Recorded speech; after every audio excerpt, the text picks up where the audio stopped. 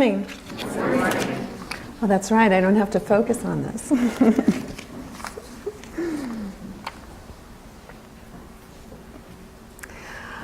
Good morning to those of you who are new. I am Reverend Jenna Wexler, and I'm staff minister here at the Columbia Center for Spiritual Living. And Brian and I always like to start by saying that no matter who you are, no matter what the path has been that you've walked or experienced in life, you are welcome here. And I think that includes all of us, because from week to week, our path, our experience may shift, and we are all welcome here. So, good morning. It's December, the beginning of December. We're starting a new month. And we know that, as Brian's been explaining to us, that the Centers for Spiritual Living, our international organization, over a year ago, like a year and a half ago, decided to create themes for every Sunday for talk topics. And the beauty about this is that there are a number of centers throughout the world that are speaking on the same topic, giving their own flavor to it each Sunday. And so our theme for December is the living spirit. And today our theme is for the living spirit. Our December theme is the season of light. And we know this culturally, but just stepping back through that, because, you know, as humans, when it comes to seasons and celebrations, we like to go through the story again. And in this particular case, our story is bigger than just one particular belief structure. We know this physically, in the earth plane, in the realm, the physical realm in which we live, that from the beginning of human existence, there has been a tendency to celebrate light. And in particular, in the northern hemisphere at least, that we are at a point in time where later this month is the shortest day of the year. Not that we have less than 24 hours, but in the sense that how much daylight do we have? And that's symbolic, but it's more than symbolic. It's actually life force. Because at that point in time, that light, well, let me back up. That life, that source of life that is light, that is the impetus for physical growth, physical life on our planet, is at its weakest point in our calendar year. And so from the beginning of human existence, there have been celebrations and honoring of that particular point at which the darkness is no longer increasing and the light begins to return. That touches deep into our roots. Whatever our spiritual beliefs are, that is so ingrained in who we are as a species. But it is symbolic in so many other ways as well. How many times have we hit a point in our life where we feel like we're having a dark night, where things have erupted, things have come unglued, things are confused, and we feel like we're in a fog, or worse, that we're having that dark night of the soul. And at that point, we look for the light. And where does that light come from? In that case, we're looking for spiritual light. We're looking for that source of all life to illuminate us. And interestingly enough, I learned this week, and I didn't know this before, somewhat sadly, that Buddhists believe that Buddha attained enlightenment on the day that we know as the solstice, of that point of turning from darkness into light. And when we look at that word enlightenment, you know, to be filled with light, but not just the physical light, but the spiritual light as well. So I decided to dress rather appropriately today, theme dressing for the season, with darkness and yet that bringing of light forward. And when we look around the world, we see too, for example, in Native American tradition, that the darkness is associated with a particular cardinal direction, and some associate it with going back into the womb. And we know that in the physical realm, It is a receding of life force down into the earth.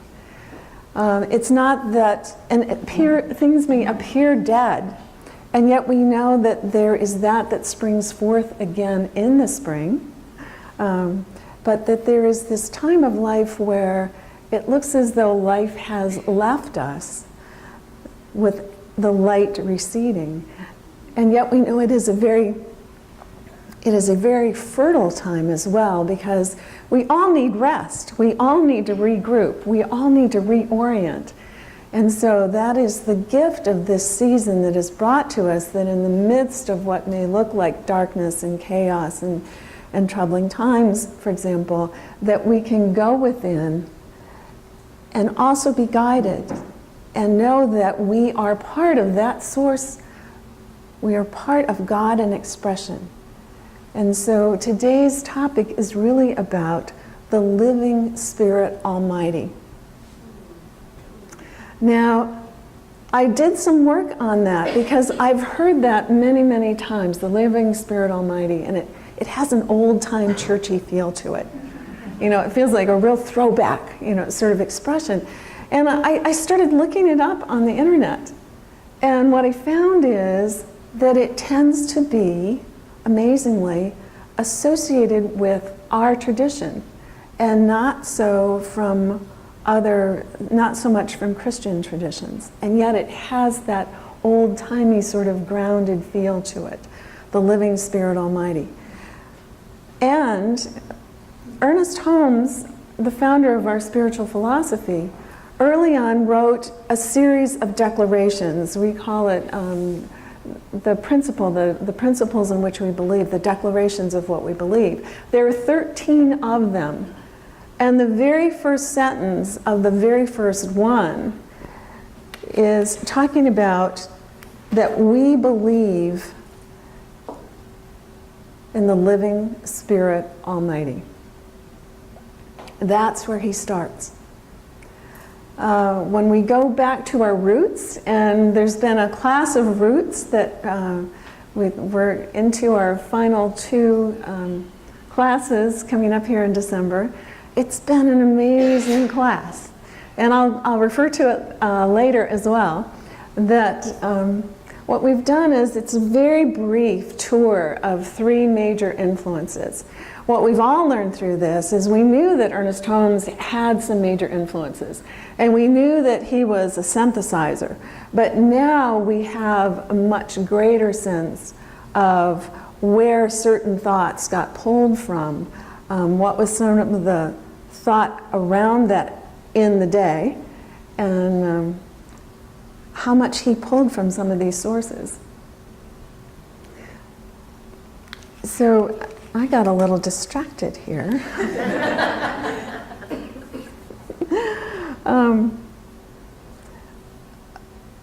There is this concept throughout all of the major influences on him that it starts with God first, that God exists.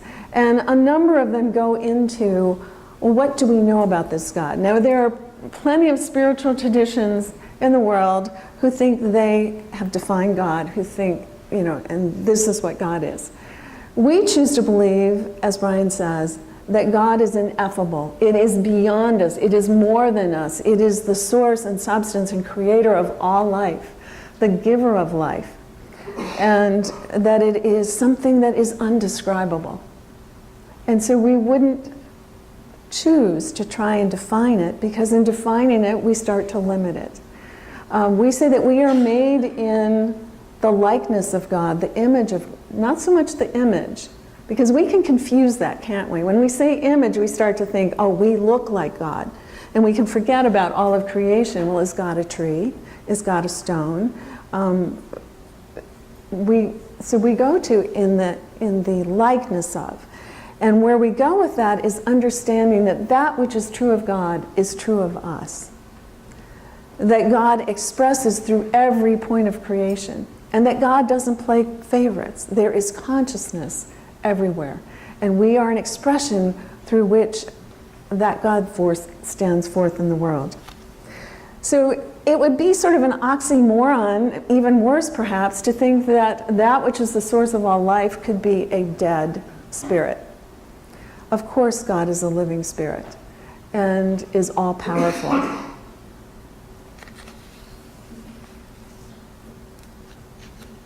So let's go back to what Holmes says in that first declaration of principles. We believe in God, the living Spirit, Almighty, one.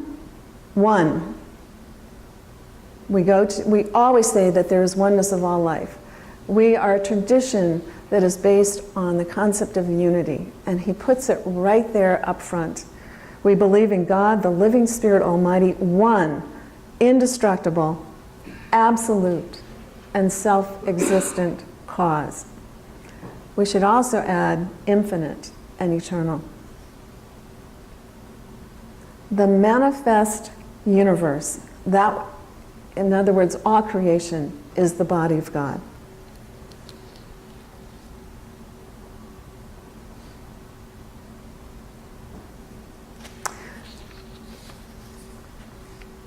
So, thinking about that unity, I ask you to just tap within yourself in this moment. And in this particular moment,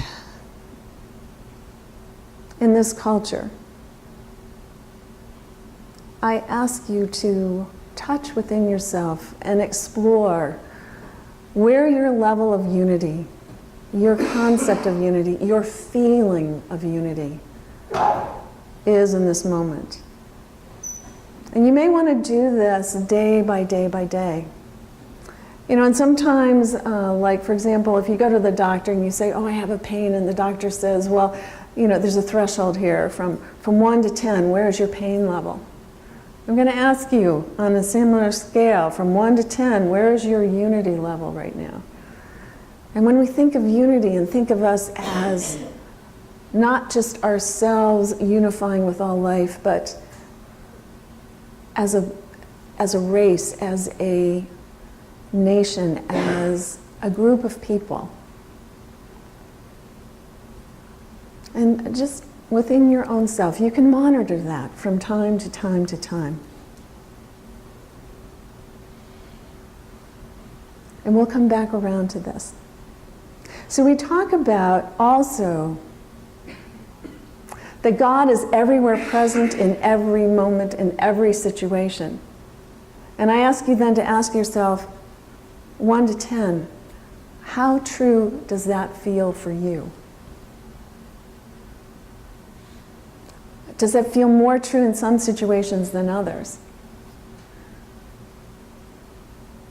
And so it becomes a question of what do we do about this? What can we do about this?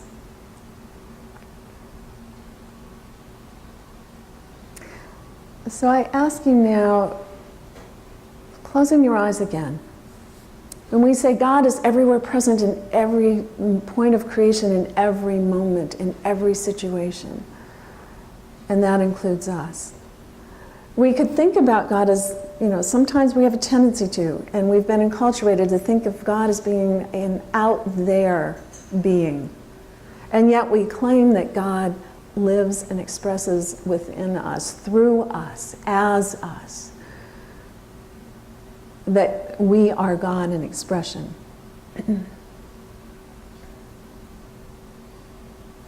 And so I suggest this.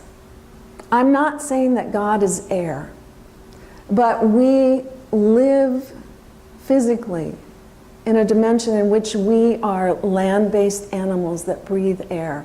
Air surrounds us.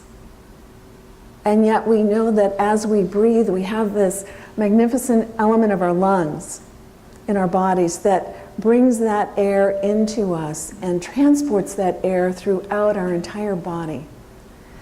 In that regard, I suggest that we can think that in similar fashion, as air surrounds us and is within us, that God is surrounding us and lives an expression through us. That becomes an everywhere present touchstone. or if we're swimming in the ocean or in a pool. We are surrounded by water. We are buoyed by water. And yet we know that our bodies are filled with water. And in a similar fashion, this can become a touchstone for us, conceiving a presence that is the source and giver of all life as being everywhere, surrounding and within. And it no longer becomes an out there being.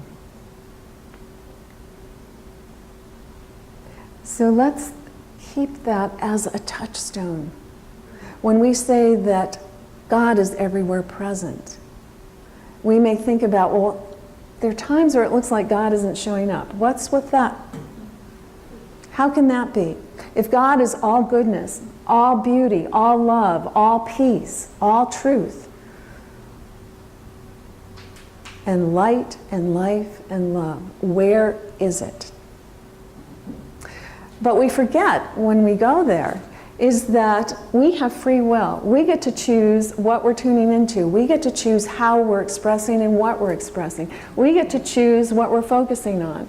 And sometimes we get to choose how we're creating in life. We can either create with that almighty living spirit, or we can venture off on our own and say, you know, I'm just doing this my way over here. Or I believe what so-and-so thinks is the way the world is operating, and I'm going to just live my life that way and create that way. So one of the great sources that influenced Ernest was a woman named Emma Curtis Hopkins, and we all refer to her as Emma. She was born in the mid-1800s. She was phenomenal thinker and totally grounded in all the ancient traditions and spiritual writings. She even learned Greek so that she could go back and read the Greeks directly without a translation. She is regarded as a teacher of teachers, and she is also highly regarded as a mystic. Now we see this coming through Ernest, but she is really the source of this concept of evil, because if you look in what we believe, we do not believe in evil. We do not believe in Satan. And there are several reasons for this, and we've been going through 30 hours of class time exploring all these roots, and I can't condense that all down that quickly. But Troward, for example, says there can only be one infinity, and that infinity is good. That infinity is God. When we go to Emma, she starts out with the same thing. God is, and God is all, and God is good. Now, if God is all and God is good, then there cannot be some other power that is unlike God. Right? Are you with me? Okay. So, Emma brings this thought to play, that what the world tends to call evil, what we call evil or bad, or, you know, those are words of judgment and thoughts that we have about what we're experiencing, that is really a miscreation. It is a place in which we have placed our attention, chosen to believe, chosen to be co-creators in the world, apart from our unity with God, that living spirit. And that puts a whole different spin on life. When we stop and say, well, if God is all it is and God is good, then what's with what's showing up? We have to turn and look within and go back into that field of unity with that creative power and presence that is all good. And say, oh, I get it. I get to choose where I'm focusing. I get to remember that what I focus on and give energy to and give thought to and give my feelings to is what I start to create in the world. And I get to understand that when there's a clustering that feel and think the same way, there's extra energy that starts to form around that. Now, Troward said it's a vortex, that as soon as there is a thought, it's like a ripple of breath across water. And it's a vortex. And as more thought and more action and more feeling is given to it, that vortex starts to build. And it starts to take on energy, can start to take on form.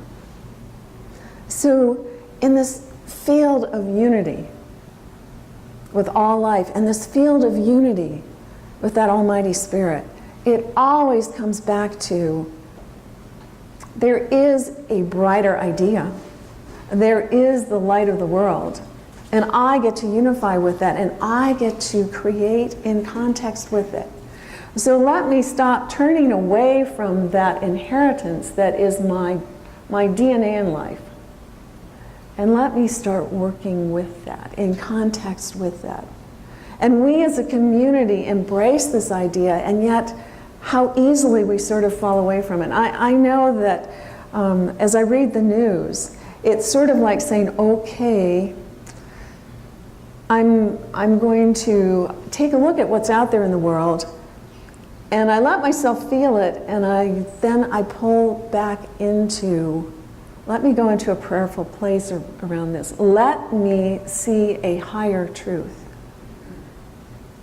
Let me know. And as Emma would say, she talks about denials. Now, she came from a Christian Science background as well, so some of what she believes is not a match. As I said, Ernest Holmes was a synthesizer. He pulled from different places, different ideas, and he put them together and built what we work with. So we can't just look at one of these other sources and say, oh, he took 100% from here. So she talks about denials. When we think of affirmative prayer, there is an affirmative prayer, by the way, that includes some denials, but we typically work without the denials. And what she's really saying, I think, is more a disavowing. Let me stop believing in the stuff that's in the outer world. Let me stop accepting that as my truth and know a higher truth. Know that truth that is principle, that is beyond time and space, that is infinite and eternal. Let me know it. Let me open myself to be informed and guided through that process. Now, she also, I was amazed by this, she also happens to be the source of what Holmes talks about as race mind. And we all bristle at that. Like, where did that come from? And ouch, that phrase doesn't feel very good. I think it's from the 1800s, and we translate it through as the race of human beings. We have a mass consciousness.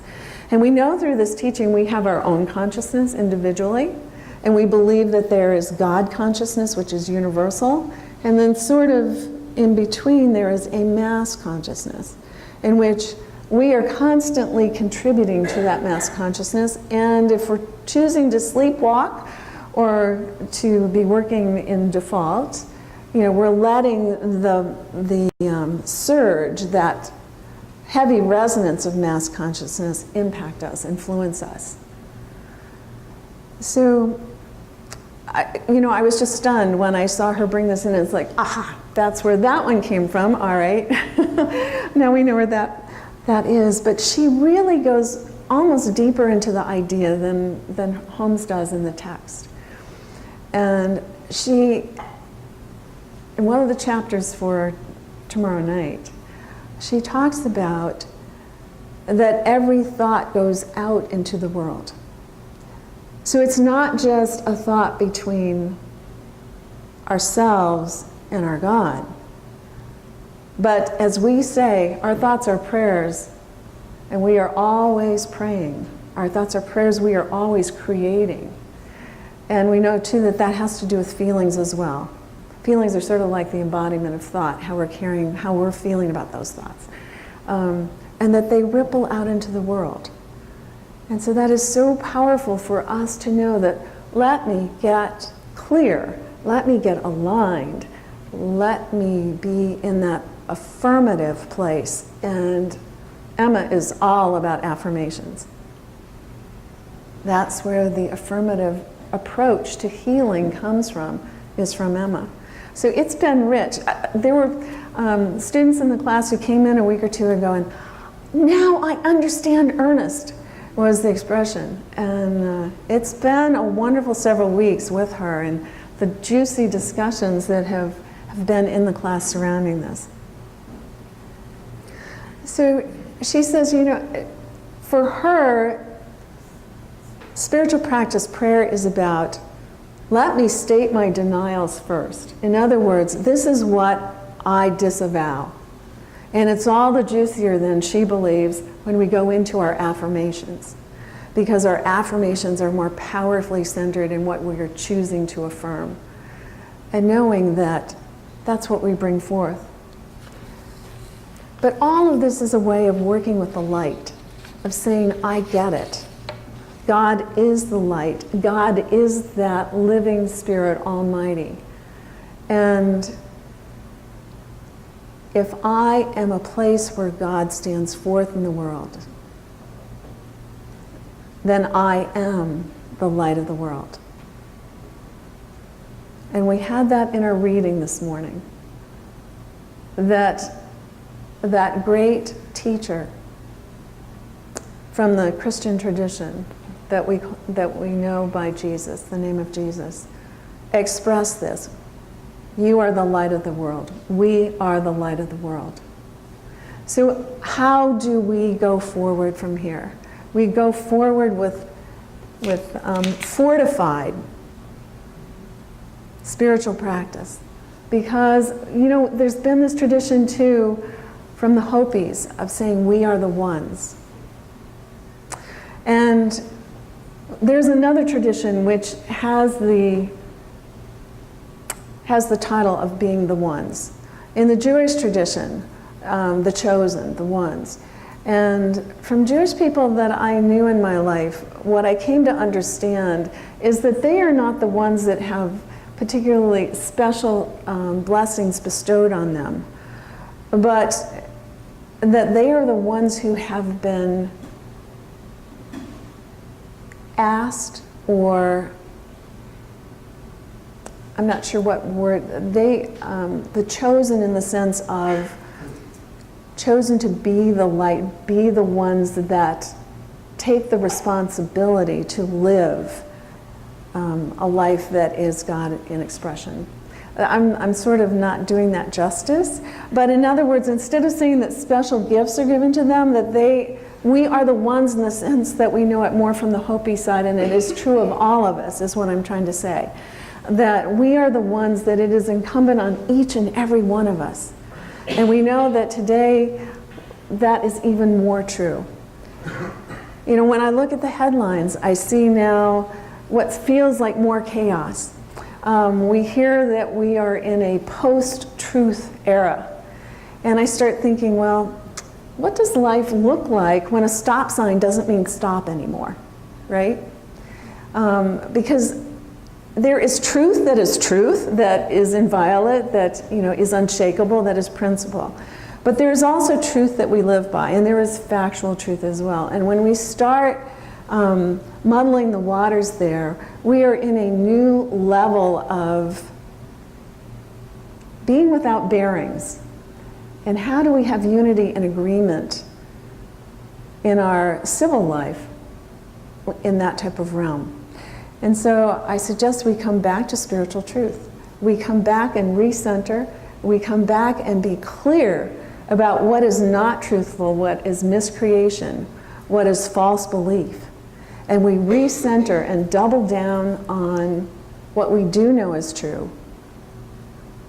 And that we are that light of the world, that we are God in expression, and let ourselves just center in that, knowing, as Emma says, we are all seeking our good.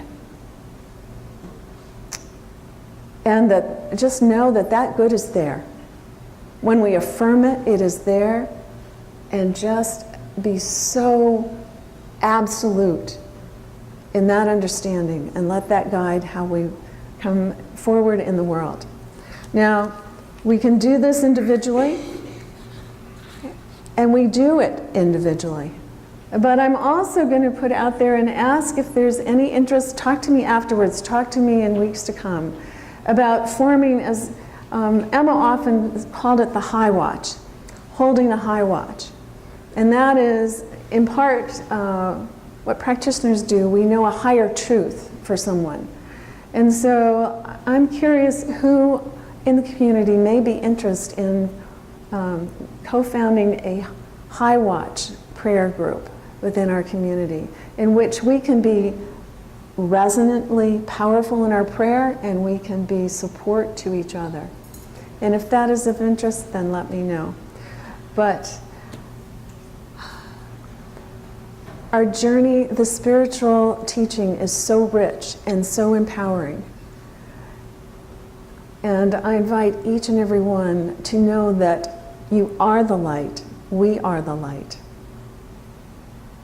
We are the place where God stands forth. So please join me in this affirmative prayer.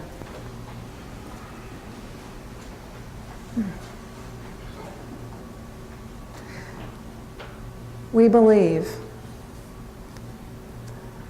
there is one power, one presence, one life. We know that this power, this presence, is the source of all life, the source of all creation, the source of all existence. And we know that it is everywhere present in every moment, in every situation, in every condition. That includes every person. And we know that that includes us. So we are that place where God stands forth. Today we are ever more focused, ever more sure, ever more empowered, ever more unified in knowing that what we give our attention to is what we bring forth. It is that which we harvest in life. And when two or more gather together, in heart, in mind, in alignment, in resonance, we know that that is exponentially more powerful. And so we are encouraged to know that as we do this individually, we also join in hearts and minds in this oneness of the living Spirit Almighty, that is the light of all life, and as God in expression, we are a light to the world, that we allow ourselves to say, yes, I agree, I am willing to be that light. And I know that I am guided, I am supported, I am protected, that the goodness and grace of God is with me in every moment, and that we are one. Together we are one. And we are that which brings the light, blessing all life, with grateful hearts, feeling gratitude for the strength and power that we understand is ours. We allow this to be, knowing it is already done and it is unfolding within each and every one of us in every moment. That in God there is no big or small. Whatever the task, we are the light. And so it is. So it is.